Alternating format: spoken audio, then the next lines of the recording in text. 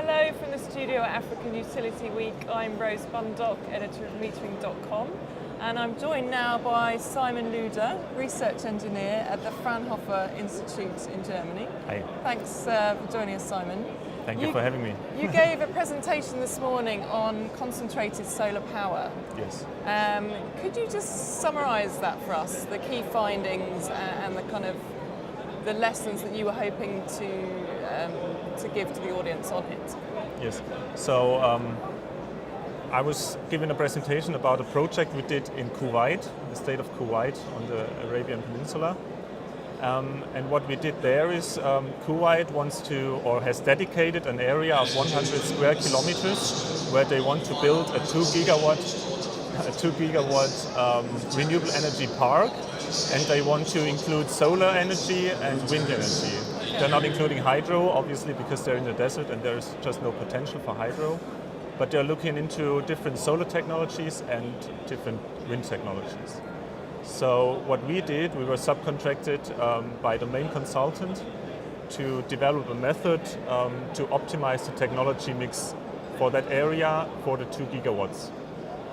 So we did this, we did the method, we did the optimization, and it turned out that we developed different scenarios with different focuses. One focusing on having a high peak load shaving capability in the park, one that produces a lot of energy, just a lot of energy over a year, and the third one was to produce energy with a low cost. So in the end we presented these three scenarios to the project owner in Kuwait, and they made a decision which scenario they wanted to go for, and then we implemented it a bit further and presented them the shares that we want to, or we would recommend them to build, which was in the end, I hope I have the figures in my mind, around 140 megawatts of wind, around, I think, a bit more than 1200 megawatts of CSP, and the rest being PV. The reason for CSP having such a high share were that there was just a lot of land available, so you can build large CSP plants. And of course, CSP gives you the opportunity to shift the energy production towards those hours where you need it the most, which is quite similar to South Africa, late in the evening. So when typically the sun is not there anymore and you need some kind of ability to shift your production away from the actual solar peak that you have on midday. So on that project, what kind of storage solutions are they looking at? CSP in general has different storage options. And the one that is most commonly implemented already in the existing CSP plants is a 2-tank molten salt storage system, where you have 2 tanks that both hold molten salt. So it's already liquid in both tanks, it doesn't freeze. That's the thing you want to avoid, because then you have just a big block of salt that you will have to melt again. But actually one is around at 230 degrees, and the other, which we call the cold tank actually, and the other one is the hot tank, which is at around 400 degrees. So you just store the thermal energy that is produced by your solar field in this storage system by heating the salt up from the cold to the hot temperature. And then once you need it, once you have to discharge the storage, you just produce steam from the hot salt by cooling it again. So because that's typical for CSP, that you have this conventional power block that runs a steam turbine, which is good for the grid and which is just has a long track record. I mean, steam turbines, they're around forever. Yes, since quite a long time. Yes. So that's the one that is most commercially implemented already, and there are some other storage options, direct storage of salt, and also some R&D stage storage systems. You can also store the steam directly, but that's a lot more complicated because you have to pressurize it. Typically, this is done for smaller capacities, as it's now the case in the Key Solar 1 plant. Abingoa is building it at Uppington in the Northern Cape. Okay. nowadays. So how applicable do you think this technology is for Africa in terms of the costs and the suitability? Well, as always, it depends, right? Africa is a big continent. It's probably not suitable everywhere. It could be built in general everywhere, but I mean, in some regions like the Northern Cape, like South Africa, like Namibia, like the North African countries, you just have a lot more solar resource available, and there, I mean, CSP is really a good option to allow for systems being built that integrate storage. What was the second part of your question? I suppose in terms of the cost, I mean, Yeah, the CSP cost. is known for Yeah. being more costly than PV. CSP is known to be more costly than PV, yeah, that's true. It's actually true.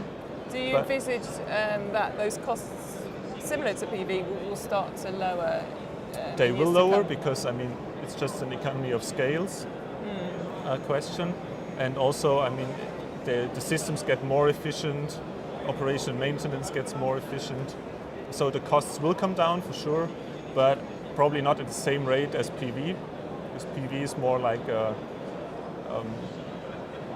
do you say, when like CPUs or computer stuff, it gets just a lot. The wafers, the wafer production, it has the cost comes down quite quickly compared to CSP, which is more piping. I mentioned already the conventional power block. It's already quite developed. The subsystems are quite well engineered already, so there's not that much room for improvement. But I mean, through more efficient production technologies and more efficient operation and maintenance, the cost will come down. And because you can use CSP, as I mentioned, for peak load, it's a bit unfair to compare it directly to PV, because energy that you can just have on demand, just as spinning reserve in the grid as is now, it's just more valuable. So you can pay more money for it because it's a higher value to you as a grid. So CSP's had some uptake in Europe, in other regions. Where do you see as the sort of the next wave of CSP? Yeah, we had this wave in Spain, right? Yeah. Because there was this regulatory framework in place that encouraged the building of these 50 megawatt plants. We see steady growth in the US still. They're building power plants there, and they're building more and planning more. I think Arab countries, I mentioned Kuwait, Saudi Arabia, there's always, they have the money. So these countries are already, or they're also now trying to get away from the fossils and move towards renewables, and CSP is a good option there. And of course, South Africa, yes. Yeah. I mentioned the plants that are being built right now in the Northern Cape. There are more planned, and I think there will be a lot of development there. Yes. Okay. We're also, just to mention one more, Chile, which has the highest D&I resource in the world. They are also Abengoa. They're building, or they're planning to build a big plant there as well.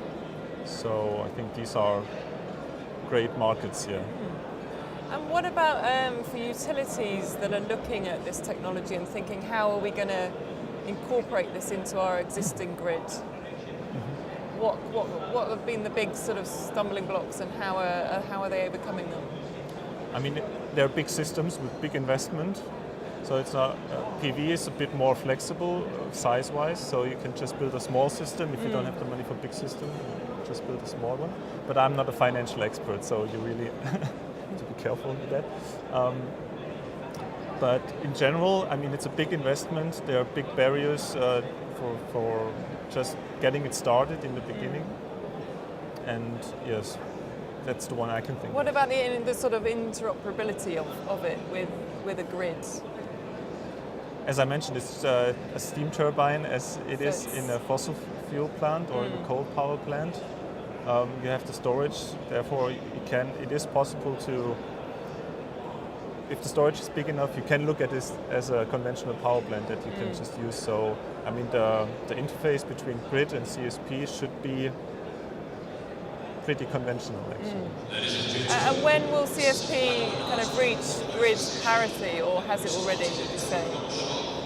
Well, that depends really what you understand for grid parity. I already mentioned the peak supply. If you're looking at gas power plants that are used right now for peak load or peak demand supply, they have I don't know about the cost in South Africa, but they have generally a higher cost than compared to base load power plants such as a coal-fired power plant. So if you look at CSP from that point, then you can, I'm pretty sure that we're either very close or already there in South Africa. Okay.